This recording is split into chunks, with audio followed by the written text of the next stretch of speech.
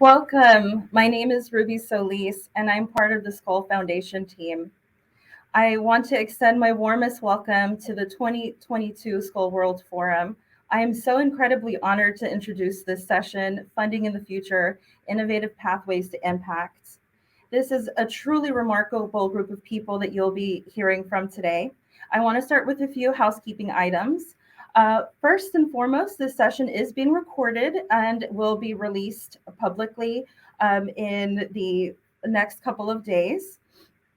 Language translation is available. You can access the translation options in the translation tab to the right of the video window.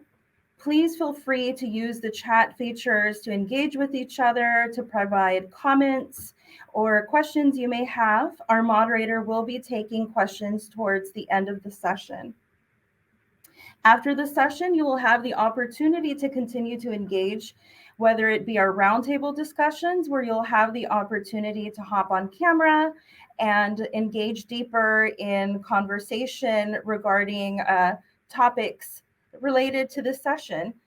You will also have the opportunity to network one-on-one, so stay tuned in the schedule for other ways to connect after this session. Now to our moderator, formerly the deputy head of the Center for the Fourth Industrial Revolution, head of data, blockchain, and assets for the World Economic Forum, and currently the chief executive officer at the Crypto Council for Innovation. It is my honor to introduce to you Sheila Warren. Thank you so much, Ruby, for that warm introduction. I couldn't be more thrilled to be guiding this session today on funding the future, innovative pathways to impact. Today, we're going to hear unique stories at the intersection of technology, philanthropy, and innovation. And each of our speakers is going to illuminate a new way of enabling social impact that deviates from traditional models you might be very familiar with. We'll hear about nonprofits turning stakeholders into investors. We'll hear about cryptocurrency bypassing bureaucracy and humanitarian traditional banking. And we'll talk about the needs of today and the future. Now, these interest areas and topics reflect my own career, which has spanned many of these spaces. I was an executive at TechSoup, from which we'll hear from someone today, when we thought about this new campaign and way of transforming our stakeholders into a new participants in our ecosystem. While at TechSoup, I actually got very interested in blockchain technology and in Bitcoin. We'll hear about that today too. I was very frustrated by how challenging it is, as many of you will be familiar, with moving money across borders, particularly in times of crisis. There are ways that that can be easier, and we'll hear about some of that today. So without further ado, it's my great pleasure to introduce our first speaker, Ken Tsunoda. Now, Ken serves as the Vice President of Development for TechSoup, which is a nonprofit social enterprise that's distributed $11 billion in donated or discounted technology and other resources to over 1 million nonprofits globally. And Ken will talk to us about TechSoup's growth strategy and investment. Over to you, Ken. Well, thank you so much, Sheila, and hello, everyone. I'm Ken Sonoda, Vice President of Development and Network at TechSoup. We're a global nonprofit social enterprise with offices in San Francisco, Warsaw, and London, as well as teams in Kenya, Colombia, and the Philippines. If you're a nonprofit organization anywhere in the world, you likely know TechSoup Global Network for our technology product donation program. We work with over 100 tech companies like Microsoft, Adobe, and Zoom, who donate or specially discount their products for charities as part of their corporate philanthropy. We enable them to do it globally and at scale. As a global civil society network, the TechSoup Global Network is entirely unique. Our shared mission is to build a dynamic bridge that leverages technology to enable connections and innovative solutions for a more equitable planet. Together, we help civil society organizations everywhere become more digitally resilient in an increasingly complex world. And next slide, please. TechSoup Global Network is made up of 63 independent organizations that are each the civil society capacity building hubs of their regions. This group has formed a robust collaboration that has enabled over 1.3 million of the smallest civil society organizations in 236 countries and territories to receive over 16 billion US dollars in donated and discounted tech and funding, working in 39 different languages. And you can take this slide down, please. Despite our scale, we face a problem common to most nonprofits. It's difficult to raise the general operating support we need to grow. Most foundation funding goes towards project grants rather than operating support. However, nonprofits like TechSoup that generate earned income have the opportunity to explore more creative approaches for raising growth capital, including loan financing and issuing debt securities. So for-profit companies have many options available for raising growth capital. In comparison, nonprofits' options are quite limited. While companies can sell shares of stock to investors to raise growth capital, nonprofits don't have shares to sell. And few nonprofits can offer market rate returns or hard assets as security to attract more traditional investors. Now, this was the challenge that TechSoup faced in 2017 when we hoped to raise 11.5 million US dollars to fund our strategic transformation. We estimated that there were over 12 million nonprofits globally, but to scale our services to reach them in a hyper-local and fragmented sector, we needed to transform our own systems, digital tools, and programs. TechSoup has been fortunate to receive grant support from several foundations and corporate partners. We realized that by supplementing grants with debt financing, we could raise the growth capital we needed more quickly. Fortunately, over the last decade, changes in regulation and the growth of impact investing have opened the door to creative financing options for small businesses and nonprofit organizations alike. As a nonprofit social enterprise generating 88% of total revenue from earned income, we decided to explore an integrated capital raising strategy, which included both donations and investment from debt securities. By growing programs that generated additional earned income and cost savings from economies of scale, TechSoup had the opportunity to repay debt financing over several years while also scaling our social impact. But the opportunity was even bigger than that. It provided a way to engage our community as impact investors, to allow our corporate partners, the foundations that support us, as well as the nonprofits we serve and their employees to invest alongside us in our collective futures. Most of the employees of the nonprofits in our community couldn't easily invest amounts larger than $50. So we challenged ourselves to enable stakeholders to participate with a small minimum investment. We designed our direct public offering as a community investment campaign, embodying our belief that TechSoup should be financed by people and entities of all economic backgrounds who want to support our mission. Our direct public offering was structured so that investors could lend TechSoup money, receiving annual interest payments, and getting their investments back after 5 years. We accepted investments as small as $50 so that everyone could participate, with annual interest rates ranging from 2% to 5%, depending on the investment size. After launching the campaign in November 2018, we successfully concluded last fall, raising just over $11.5 million. We raised nearly $4.9 million through the direct public offering from over 200 individuals, technology companies, and foundations. And we raised more than $6.6 million in capital from other sources, including a loan from Nonprofit Finance Fund, recoverable grants managed by donor-advised funds, and donations. We found that by adapting to the preferences of various investors and donors, offering different options to participate based on their needs, allowed us to engage more supporters. Ultimately, TechSoup was thrilled to have paved a new way for nonprofits to raise growth capital that allowed us to accomplish our capital raising goals and at the same time building engagement with our stakeholders. These investments have enabled TechSoup Global Network to continue to grow as a vital supply chain for philanthropy. And we continue to raise philanthropic capital to invest in our global network, in our partners, and the small nonprofits who need our help. We're focused on strengthening the digital resilience of civil society wherever it's at risk. And right now, that means supporting our partners in Ukraine and across Central and Eastern Europe to help civil society combat mis and disinformation campaigns and increase cyber attacks through our Civil Society Security Strengthening Initiative. We continue to explore creative ways to provide core funding for our global network partners, expanding their capacity to make nonprofits more digitally resilient in the communities that they serve. Our goal is to build capacity in a networked way with economies of scale and scope, so each country partner can leverage low-cost infrastructure and collaborate with their peers across the network. I hope you'll reach out if you're interested in investing alongside us. Thank you so much. Thank you so much, Ken, for that fascinating overview of TechSoup's approach. Next, I'm thrilled to introduce Ray Youssef. Ray Youssef is the CEO and co-founder of Paxful, a next-generation peer-to-peer marketplace for buying and selling Bitcoin. He'll be speaking with us about global local financial networks and, of course, about BTC and Lightning. Ray, over to you. Hey, how are you? My name is Ray Youssef. I'm a New Yorker. I was born in Africa and have always wanted to help Africa and all the peoples of the global South. I was drawn to Bitcoin because I believed it could actually help the little guy. In all my startups, it was always payments that was the problem.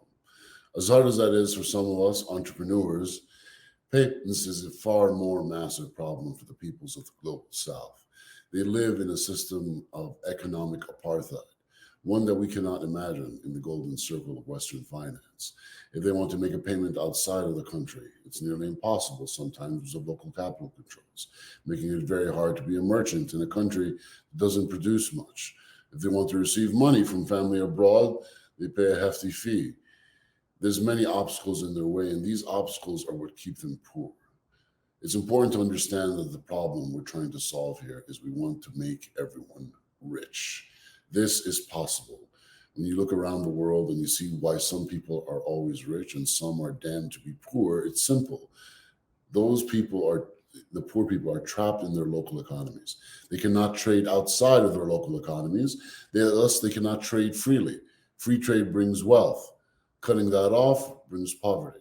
This is the condition that Bitcoin solves. I believe in Bitcoin. I believe it's purpose over price. So when you look at Bitcoin, the narrative is a speculative asset class for people to trade it. Buy this, hold it, get rich. Well, there's another use case, one that is far more palatable and far more needed. That is, Bitcoin is a means of exchange to allow people in the global South to access any financial service they need as a human right. To this end, we built an open-ended peer-to-peer marketplace called Paxful. Some liken Paxful to a platform for Hawala. Essentially, it's people doing business with other people. Someone can go on there and put up an ad and say, I'll take your discounted Amazon gift card and I'll give you Bitcoin in exchange. And indeed, we built a trade route, a corridor between Nigeria and China that managed to flood Nigeria with Bitcoin. And then from there, it flooded to the rest of Western Africa. This was done through a series of hacks using gift cards and building these corridors. And the end result was we solved the biggest problem of all, which is getting Bitcoin into Africa. This is hard because it's very hard to get money out of Africa. But with a peer-to-peer open-ended marketplace, literally anything is possible. And it's watching the Nigerian youth use this system that taught us what Bitcoin's killer app really is. It showed us how much the people can do. And in fact, they were so effective in building this alternate financial system that the Central Bank of Nigeria forbid any of their banks from having accounts with cryptocurrency exchanges. That's how effective they were in building this system. And even after the ban, they've only increased their speed. So stage one is done. We've gotten Bitcoin into Africa. It started 7 years ago when everyone laughed at the prospect of Africans using Bitcoin. And here we are now with Africa leading global Bitcoin adoption, Nigeria being number one. The question is, how do we accelerate it even further? There's 1.1 billion people in Africa. Over half of them are young. This is a tremendous amount of wealth that is waiting to be unlocked. So what is stage two?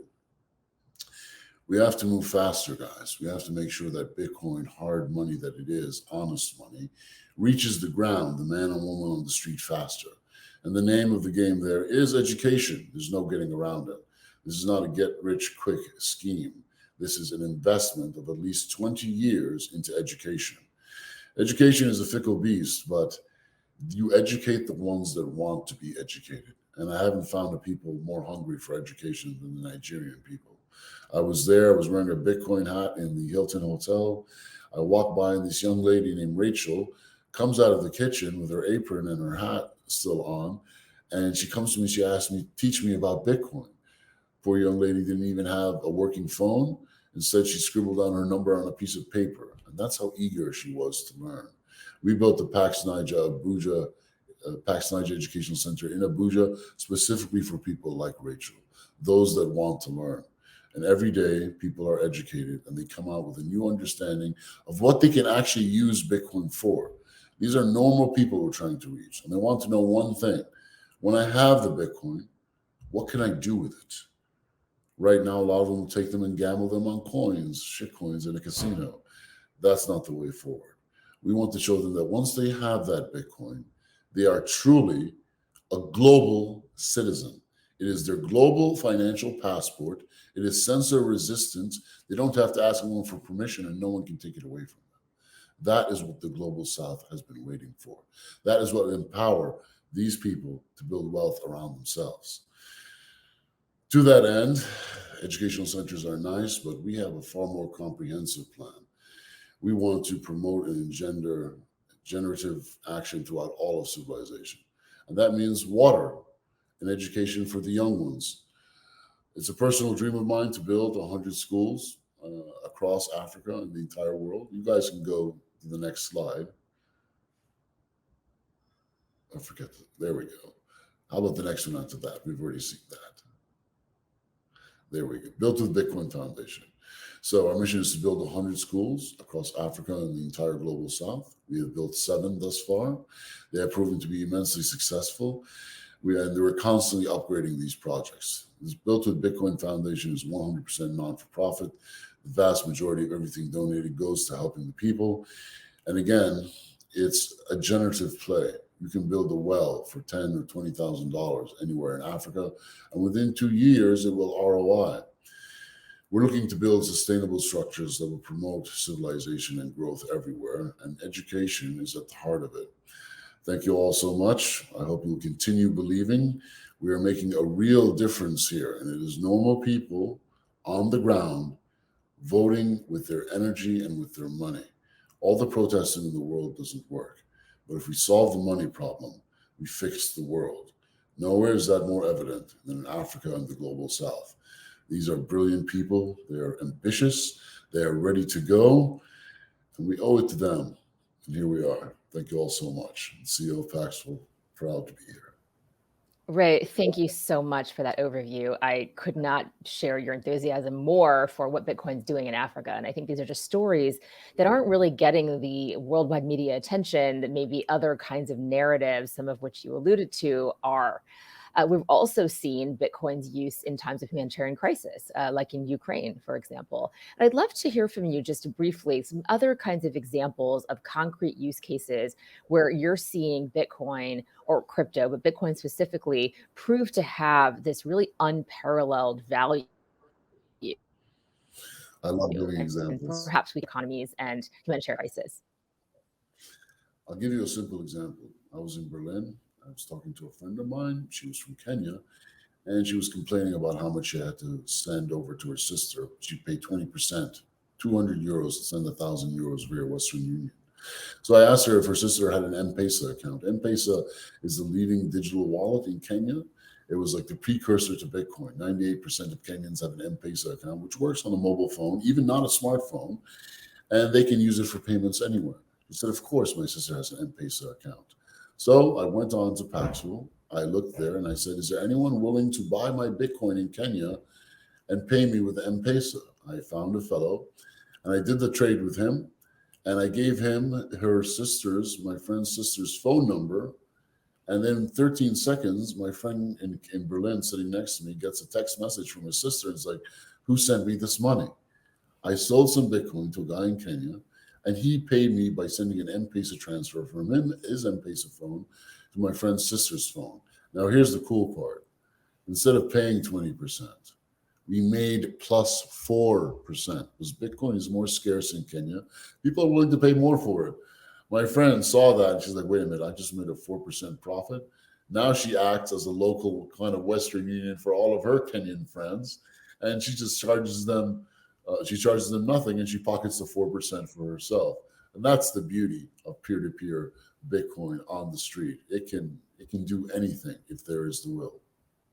And I think just to expand that to the creation of capital markets in Africa, we've actually seen the ability to create currency trading pairs among African different forms of money from country to country, which is an opportunity that didn't really exist in the past. And there's just this huge capital investment that's happening in Africa. Is that something that you'd care to comment on? Absolutely. And people can't imagine how hard it is to run a business or function in Africa. Sending money to the country next door is extremely difficult. You might as well take a suitcase full of cash and get on a plane or a bus. That's how hard it is. Imagine the good work we can do here. Imagine if there was a stable coin for every currency in Africa. So all the traders there doing this immense OTC trade between countries could, cover their leverage their positions without having to go through a very, very stiff and broken banking system. Again, free trade just between African countries alone would create tremendous wealth, but they don't even have that. We are literally looking at an explosion of wealth, work, and activity if we can just unlock the potential and allow the money to flow freely. Ray, I couldn't thank you enough for this incredibly helpful insight into what's happening on the continent and the ways in which Bitcoin is proving to be, I would argue, an invaluable opportunity and resource, an unparalleled opportunity. And I'll just close this portion right now by just commenting that in Ukraine, we are witnessing real time the actual crowdfunding of humanitarian assistance and wartime defense by the Ukrainian government using Bitcoin and Ethereum, which are the two current leading market cap cryptocurrencies. It's been absolutely staggering to watch some of the things we've been saying for a long time in this community about times of crisis, how when you don't have access to any form of funding, this can be a way to ensure that food's on the table, people are getting water, people are getting medical care. So stay tuned for more on that. But with that, I'll pass on to our next speaker for our next lightning round, who is the inevitable Joe Huston. Joe, I'm so thrilled to have you here today. Joe is the Chief Financial Officer at GiveDirectly, a nonprofit you're all familiar with, devoted exclusively to delivering unconditional cash transfers to the extreme poor. He'll be speaking with us today about the model GiveDirectly is using and the technology approach they're taking. Joe, over to you. Thank you so much, Sheila, and everybody who's watching. This is the perfect topic for us, and so I'm thrilled to be with you guys today, in large part because we're obsessed with how to fund change and who the kind of real change makers are. I wanted to start with why the topic for this panel is important. And so this is a chart made by folks at Brookings, and it shows two things. One, that the cost of closing the poverty gap has gone down over time, and these days is at the sort of $70–80 billion a year mark. And what that means, what that measure is it's if you sum up everybody's annual difference from the poverty line. So if you look at people living under $1.90 a day, how much they're living, what that sort of daily amount is, maybe they're 30 cents below the poverty line, aggregate that over a year and across the 700 million folks living under extreme poverty. That's the kind of global gap to ending extreme poverty in our lifetimes. And today it's about $80 billion a year. And the encouraging thing, and I think why this panel is so important, is that we now have far more resources than is required if theoretically you could snap your fingers and get cash to everybody in the world. And what that suggests is that the allocation problem, that is the financing or the funding problem, is one of the kind of biggest problems today in terms of achieving the world that we think we could have. And so the next slide shows the kind of funding system we've set up to allocate that capital. And the short answer is it's complex. And I want to be clear here that at every stage along the way, between people who want to help and have a budget and people who'd like some help, there's well-meaning, talented people adding value. So cash ends up maybe at an aid agency and then goes to a global NGO and then a subsidiary and then a subcontractor. And in a lot of these cases, this is the system that makes sense. But as the kind of sole system for allocating capital to help people living in extreme poverty, there are real costs. One, there's monetary costs. Even if each one of these players is highly efficient, overheads under 10% or something like that, if you have a few distinct stages with each person taking 10%, a lot less value is reaching the end user, the person that we're trying to help at the end of the day. But there's a more subtle cost as well, and that's a loss of agency over time, that at each stage of this process, a budget gets more and more restricted. The contract terms get longer and longer as it gets passed from an agency to an NGO to a subsidiary to a subcontractor. And at the end of the day, the person we're trying to help receives a highly restricted, highly tailored thing meant to help them, regardless of what they want or how they would have spent the budget. And for some types of things, that's going to be the right thing. Maybe a highly specialized medical intervention where you want a lot of expertise, you want a lot of intermediation. But as the default method for allocating capital in our sector, it has some problems. And so the next slide shows what GiveDirectly does. And what we do is very simple. It's in our name. We take the budget from the person who wants to help and hands it over to the person who needs help or wants help, and lets them spend it however they want. The technical term, unconditional cash transfers. The simple thing is giving money to people who need it, no strings attached. And the evidence behind this suggests that it's one of our more reliable tools in the toolbox, that literally dozens and in fact hundreds of randomized control trials done all over the world suggest that just getting budgets into the hands of the people we want to help can reliably produce positive effects. The fears that we have about decreases in work effort or spending on temptation goods like alcohol or tobacco, those don't play out. And then on the flip side, that some of the kind of alternatives that we thought we had to do, sort of the reasons why we have this system, that you can't just give a man a fish, you have to teach them a fish, that the sort of evidence on the alternatives is fairly mixed. That in fact, reliably on training programs, our track record is fairly mixed, and we aren't that good at reliably picking programs that produce positive effects worth their costs. In terms of operationally how this works for us, we've used digital payments from the beginning. And so Ray mentioned M-Pesa, which we used when we first got started about 10 years ago. And that enables us to pay people on those feature phones, old Nokias and things like that, all over the world with a press of a button on a laptop. It also means that we can cheaply and securely get that money to people. It's not bank vans with guys with guns or something like that. It can be a fairly secure and private transaction. But then we're also layering on different types of payment innovations. And so we're likely to pilot crypto delivery by end of this year. And so I'm looking forward to talking about that, hopefully with this panel. The next slide shows how this sort of looks in practice. And the short answer is that it's not one size fits all, that you can deliver cash in different amounts to different people living in different contexts and enable different types of change makers to achieve their goals. During the pandemic, the kind of methods for us also differed, where we went basically entirely remotely and used partnerships with companies like telco providers to identify vulnerability and reach out to people entirely remotely. And so we supported government programs in Togo and DRC, where literally identifying people based off of their cell phone usage, texting them to sign up, and then sending them payments entirely remotely. And we were able to scale, including in places where we had no physical presence, like Togo. Similarly, in the US, we partnered with a fintech company to, again, reach out to people over an app that they were already using, sign them up, and then ultimately pay 200,000 people when our regular US footprint is maybe 20, 30 people. And the next slide kind of takes a step back again at that sort of opportunity I mentioned at the beginning, where we were initially looking at the poverty gap versus foreign aid or official development assistance. But the resources we have available are actually multiples larger than that. So US charitable giving is 5x foreign aid. But if we got a notch more generous, 1% of global income or 1% of global wealth is multiples larger than that still. And so the reason why the financing and the funding and who we decide to be the kind of principal change maker is so important, the donor on one end or the person we're trying to help on the other, is that we have an incredible opportunity to, at the very least, accelerate the end of extreme poverty in our lifetimes. And so that's why how we finance change matters a lot. And with that, I will hand it back to Sheila. Thank you so much. Joe, thank you so much for that fascinating overview. Again, I'm learning so much.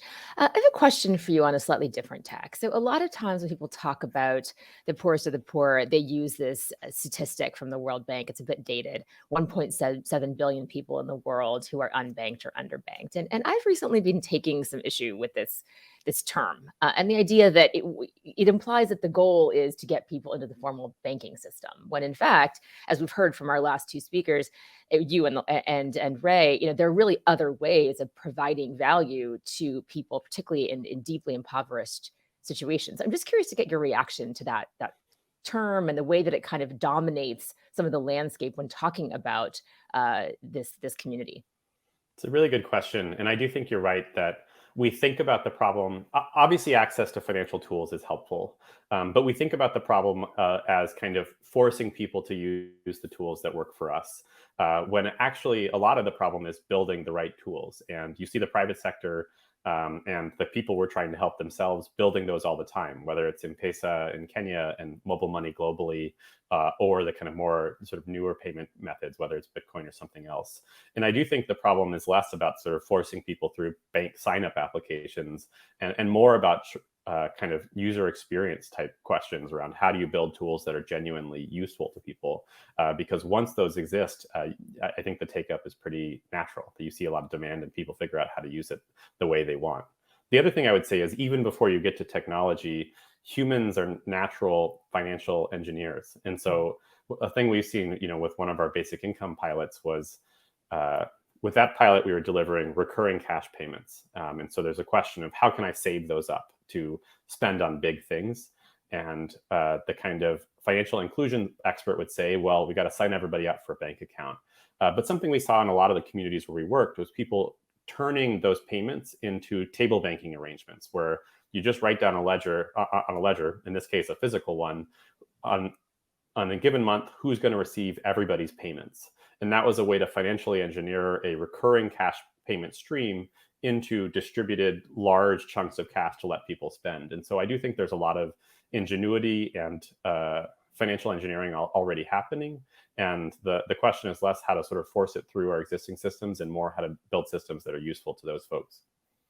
So, Joe, a couple questions for you from the audience. One is, can you just talk about the kinds of donors that you see utilizing GiveDirectly's different services? Maybe we'll start with that one.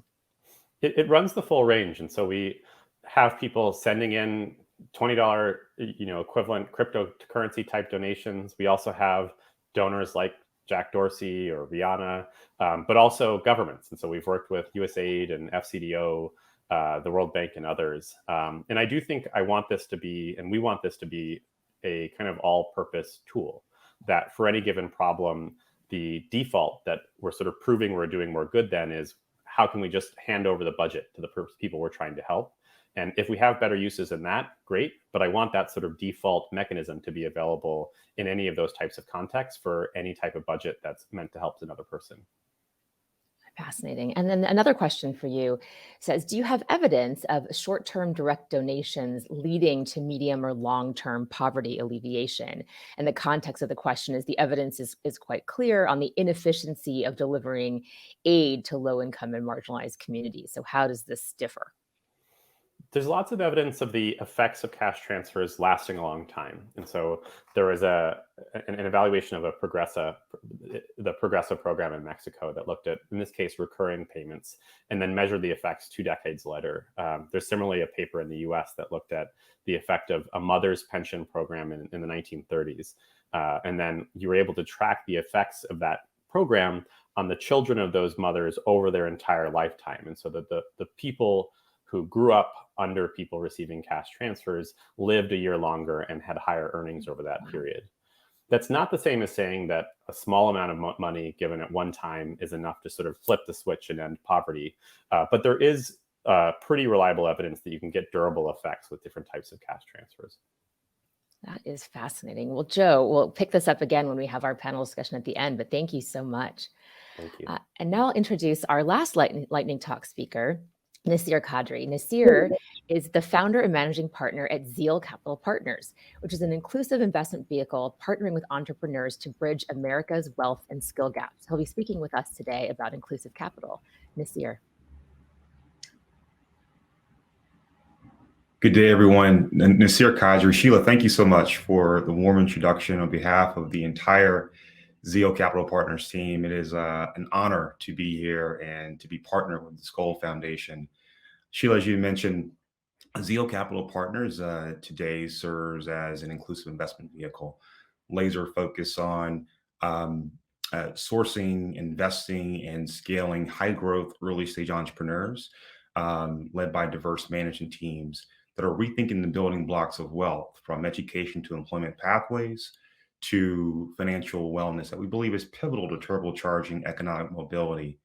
Now, prior to joining Zeal or launching Zeal, I spent the better half of the last decade around emerging markets and here in the US, particularly in overlooked tech or entrepreneurial ecosystems, and realized that great entrepreneurs exist everywhere, not just come from very few places, on average 10 universities. And on top of that, building what we've coined painkiller problems. And so today, Zeal Capital Partners, we're a category specific fund. And we're about 60 plus million in AUM, investing out of Fund One, backed by other financial services, university endowments, and private foundations, family offices, and notable individuals. Next slide.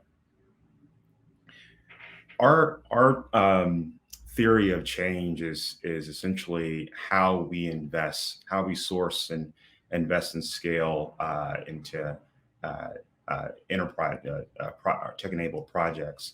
Now, we know the numbers are staggering in terms of less than 2% of capital has gone to women or underrepresented entrepreneurs, people of color. Even more staggering here in the US, 80% of capital goes to three places: California, Massachusetts, and in New York. I think still today, over 60% globally goes to those same three places in terms of private capital, venture capital dollars. And that's staggering. And as we think about how best to level the playing field so that more entrepreneurs deserve a fair swing at the plate at capital and resources and mentorship. And so what we've done is that we've coined an investment discipline that encourages us, holds us accountable to lean into these underserved markets and people. Coin inclusive investing, which is for us our competitive differentiator and an impact vehicle.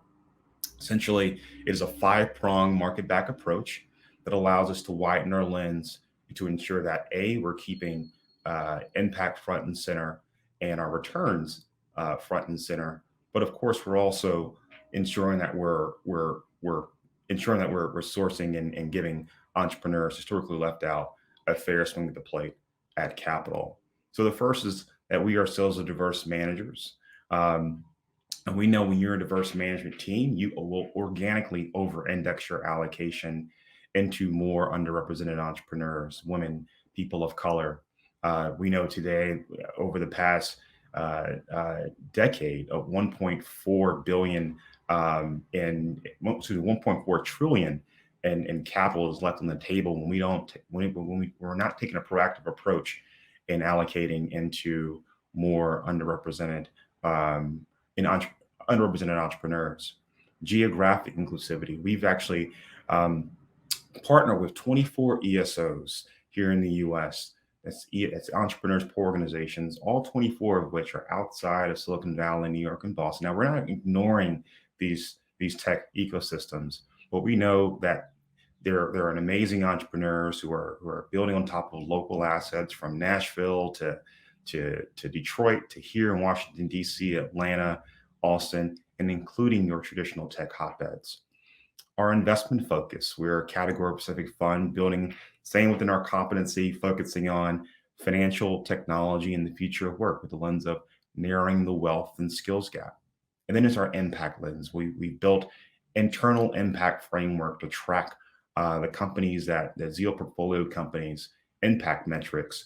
And all of our companies are tackling 9 out of the 17 SDG goals. And we build out an annual impact report as well. Next slide. So our theory of change is to rethink or unbundle how we source, invest, and scale in high growth entrepreneurs. Our other theory of change is being the best in class investment vehicle, focusing on future of work and financial technology categories. How we think about we think about the future of work is particularly about projects that are focusing on narrowing the skills gap between education and employment pathways. That sub-verticals such as alternative education pathways, accessible, affordable, and engaging post-secondary alternatives, credential and pathways, and innovative education models, financial and affordability, platforms designed to remove barriers to credit, loans, grants, and scholarships to enable individuals to finance their education and training, recruiting and retention, data-driven tools that leverage predictive analytics for recruiting, staffing, academic planning, and workforce training. And of course, training and skill development at the employer level, models that facilitate continuous learning through professional development, programs, cross-training, reskilling, and upskilling employers. We know that's vital, especially in today's competitive workforce. Next slide. Financial technology, financial wellness. Credit access expansion is one of our 4 sub-verticals, products and solutions that offer fair price and affordable credit products and alternative solutions to scoring and improved credit. Portfolio company is Susu, that many of you may know, is a great example of that. Unbundling FICO score by taking rental payments as a means to increase FICO scores for particularly underserved families who want to realize the dream of buying a home, for example. Financial management, savings and wealth creation, and small and new infrastructure tools for small and new businesses. So financial health solutions that provide small and new business owners with access to affordable capital, back office support, and benefits options. So this is we're just super excited. We're a small and mighty team, and we have the strong domain and operating and investment acumen to continue to source, invest, and help scale the very best entrepreneurs who are rethinking the building blocks of wealth. Now, we're really excited and give a small trailer here that we can't continue to talk about financial wellness and education attainment and employment outcomes without talking about health equity. So in the future, as we continue to expand our lens, the next vertical in Fund 2, we're excited is to lean in and to invest and help scale early stage health equity companies, rethinking as we think about affordability, maternal health, mental health outcomes, and social determinant factors as it relates to poor healthcare outcomes. And so just really excited to be here today. Happy to take any of your questions and of course take any do any deep dives offline. Again, Nasir Qadree, founder and managing partner of Zeal Capital Partners. Thank you so much for your time. Nasir, this is just so comprehensive. It's incredible. I mean, you've really hit on all the different building blocks of financial education, literacy, and services that are needed to provide holistic services. And I'm so curious, where that vision came from, because was it all at once? Where'd you start? What was the thing you thought was the most critical intervention? Maybe walk us through the development of this portfolio of offerings. Yeah, it took a great deal of ideation, right? 2019 is when I was trying to figure out. I was at AT&T leading their social investment fund, but it was really my time. Many of you may know Village Capital, a global early stage venture firm that's part nonprofit and part venture firm, and I was global head of their education portfolio and investments, and had the ability to learn from different ecosystems around the world, from New Delhi to Nairobi, Kenya, to all the parts of Latin America, and of course here in the U.S., particularly those in the middle of the country and urban communities. And it was quite clear that there's such a large segment of entrepreneurs who are investable entrepreneurs, who are impactful entrepreneurs, who are proximate to the very challenges that they're building. I think that's actually a missed opportunity. We're not investing. We're not supporting entrepreneurs who have been proximate to the communities in which they're looking to impact. And so it was clear that there was a market opportunity. There was not a lot of funds out there, venture funds that have the capabilities and the track record to effectively execute a strategy that we feel today is differentiated. And Sheila, our North Star is that other venture firms take after this inclusive investing strategy that we've actually trademarked and ensure that they too are widening their lens and investing in painkiller social enterprises. Well, I think it's laudable and also incredible to see how successful that you've all been with this approach. And I think that's inspiring for many others. I think all too often what we see is trotting the paths that came before, right? As I was just chatting about with Joe, this idea that the banking system and pulling people into models that we understand or that we work for many of us, but clearly haven't worked for all of us, is something we have to really rethink. There's a great conversation happening in the chat just about systemic change. How do we think about root cause? How do we think about broad-based systemic change, not just expanding inclusion? And so I know you have a philosophy there, but I'd love for you to just kind of articulate that maybe and encapsulate, like, what's the philosophy that you have around really going for broad-based systemic change as opposed to kind of incremental improvements or incremental inclusion into existing systems? Yeah, every company that we look to underwrite and lean in with more than capital from, really getting that company to think globally, thinking scale quickly. Hence why we believe technology, plays a pivotal role in scaling much more quickly. And I think what's our value proposition, what's beneficial to the infrastructure we put in place, Sheila, is that these entrepreneurs, again, are not just getting capital. They're learning about obviously their quote unquote competitors, but how to differentiate themselves across the broader market. And so from thinking about their sales pipeline, thinking about product, brand management, thinking about how they think about talent, recruiting, and governance. And so these are companies who are as early as pre-product or probably product, but pre-revenue to slightly later stage. And so it's offering all the tools, taking the approach that these entrepreneurs, these projects need much more than capital.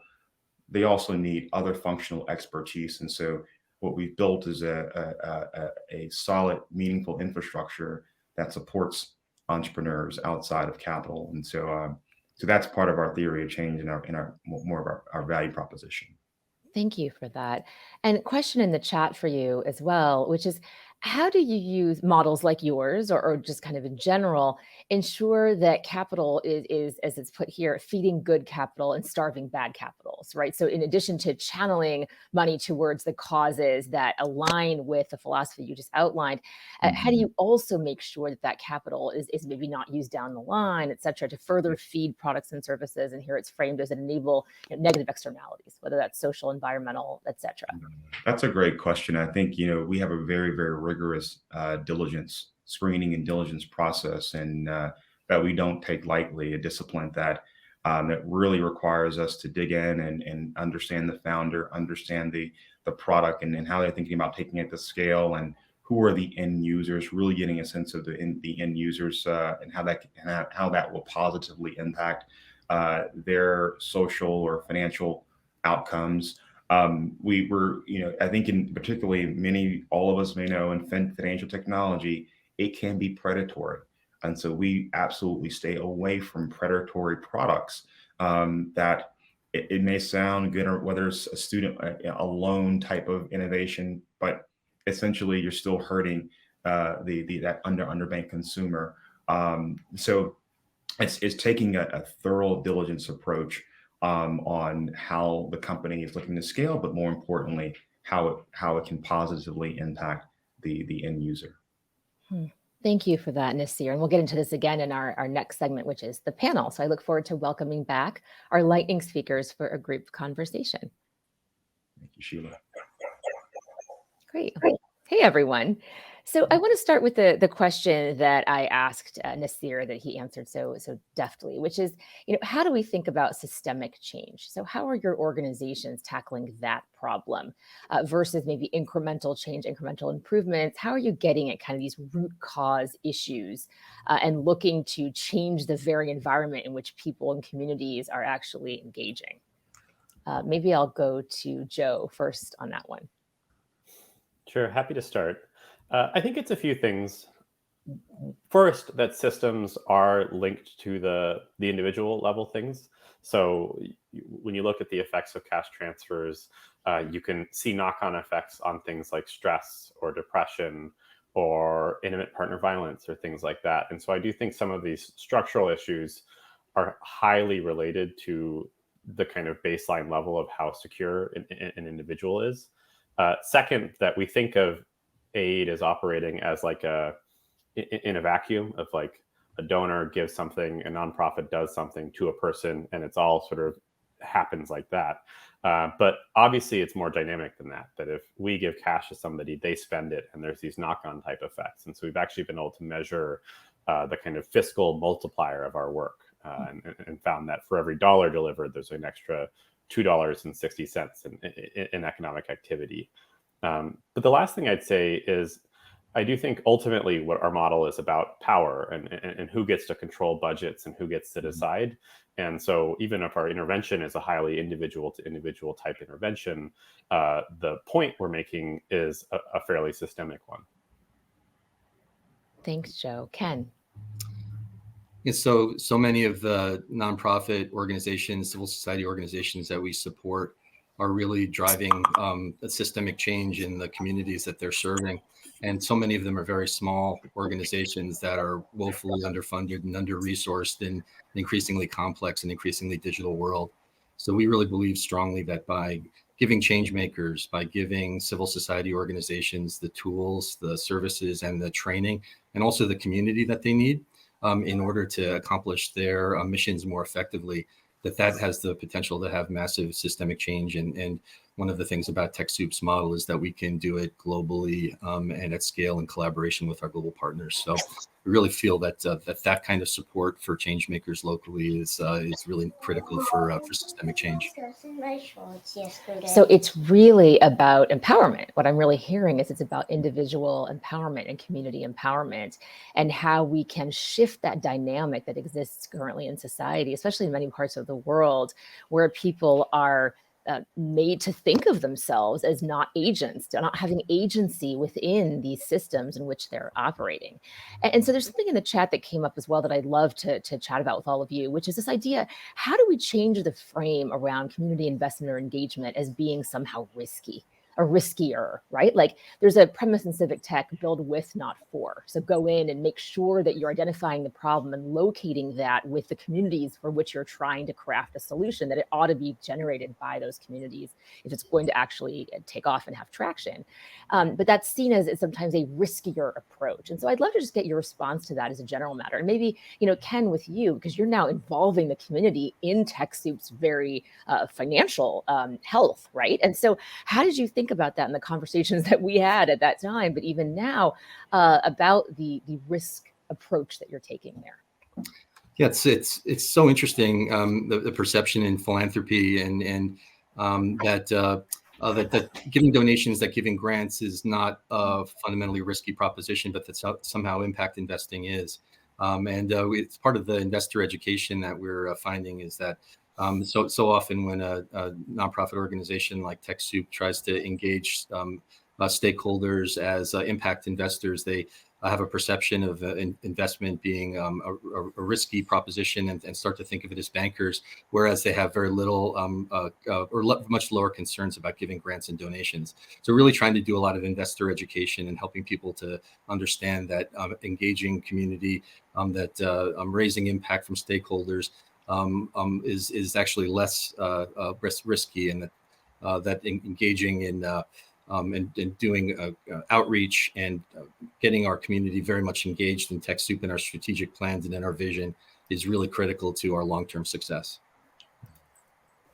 Nasir or Joe, would love to hear from you on this. Thanks, Ken. Yeah, if I can just add, the idea that investing in the communities comes off as risky. I mean, that's a signal that those in community they're not at the table as much as they should be, right? And so that's the problem there, is that if we truly are going to tear down systemic barriers and provide more access to opportunity and capital and resources and mentorship, then we have to involve those at the community level, including other diverse stakeholders, whether it's policymakers, investors, entrepreneurs, and NGOs and nonprofit leaders. It takes a collective effort, hence inclusive investing. Inclusive is a more proactive approach that allows everyone to bring their domain expertise, their acumen, right, to the table to truly understand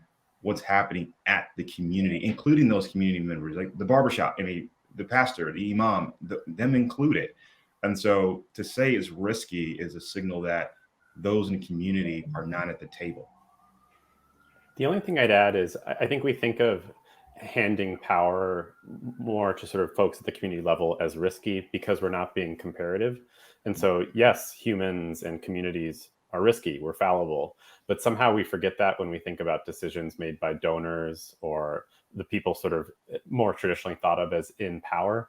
And it's not, when you think of sort of the community led decisions as riskier, you're not thinking about the sort of sector we've built and the things we have caused, the sort of folks living in power have caused already. And so I think being comparative there is what's more important. We get asked a lot about, like, well, aren't humans irrational? Do they really know what they need? And it's funny that people become such like rational skeptics when thinking about the people they're trying to help, but not in thinking about the decisions they're making themselves to allocate capital. So in our remaining few minutes, I'd love to hear from each of you. If you could kind of wave your magic wand, right? And there was something that we could shift at scale, whether it's a mindset, whether it's a rule or a practice that's really common, that's been hard to kind of shake, that you think is a blocker. It really kind of, sky's the limit, whatever it might be. I'd love to just hear from you. What is the thing that you see as maybe currently the biggest barrier to your approach scaling? And to the individuals and communities achieving the empowerment and realizing equity within these systems that you're currently maybe stumbling on. Who wants to go first? I'm looking for facial cues. Anyone want to go first? If not, I'll call on someone. I can go first. Great, Ken. Thanks. That making it easier for civil society organizations, for nonprofit organizations, and for social enterprises to raise the capital and the funding that we need to scale, and systemic change that takes away some of the regulatory barriers to nonprofit social enterprises like ours trying to engage the people who care about us as investors and receiving their support. I think that kind of change, and it is happening, but I'm really a strong advocate for taking away regulatory barriers for capital formation and general operating support formation for nonprofits. Yeah, it snaps to that great answer. Nasir? Yeah, I talked a great deal about how we unbundle, how we source, invest, and scale in entrepreneurs. And I think before we even get there is unbundling on the venture capital or those who are allocating capital. Many of you may know that less than 2% of investors look like myself and Sheila. And so we have to unbundle also and have more entrepreneur investors of color and women to best given our differentiated networks. I'm sure. I think the other component that I'd love to see more of, and that we actually I saw. I think Joe, you had a Brookings graph there, is having more R&D incorporated into venture capital and into my category. I think it'd be very helpful for us to understand policy, regulatory constraints that will enable more financial technology and future of work companies to scale, but also really getting into the data around what's happening at the communities. And we're doing that, by the way, with Brookings, but I would love to see more venture capital and other private equity firms incorporate R&D and also have a more diverse team in terms of those who are allocating capital. And I'll try to be brief. We want to change the default question or the starting question when faced with how to allocate funds to help others from, okay, what would work best, to who gets to decide. And I think that shift would do a lot for how our sector and how our world works. And I'll answer my own question before closing us, which is to say that heightened understanding among policymakers and decision makers around policy and regulation, that new models are by definition new. They're going to bring innovations that might resemble things that came before, but to the extent that we try to box them or treat them exactly like previous innovations, we're going to wind up recreating the exact systems we're trying to change.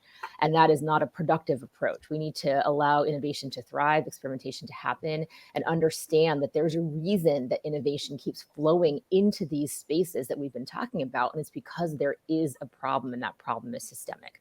So without allowing a path to form for these new opportunities, we're just going to reinvent the same thing we've seen over and over again. And I think that would be a giant tragedy. So with that, as we close out, I want to thank all of you and our audience for joining us for this fascinating, insightful session. I learned so much. For those of you who want to have a deeper conversation, please join one of the 2 roundtables that are companions for this session that'll happen right now. Actually, we'll jump to those right away. One session is called Demystifying Cryptocurrency Donations. I will be in there addressing some of the questions that came up about Bitcoin and crypto in the chat. And the other is Emerging Managers Driving Impact in ESG. Thank you so much for your time today, to our wonderful speakers, to the audience. Take good care. Thanks, everyone.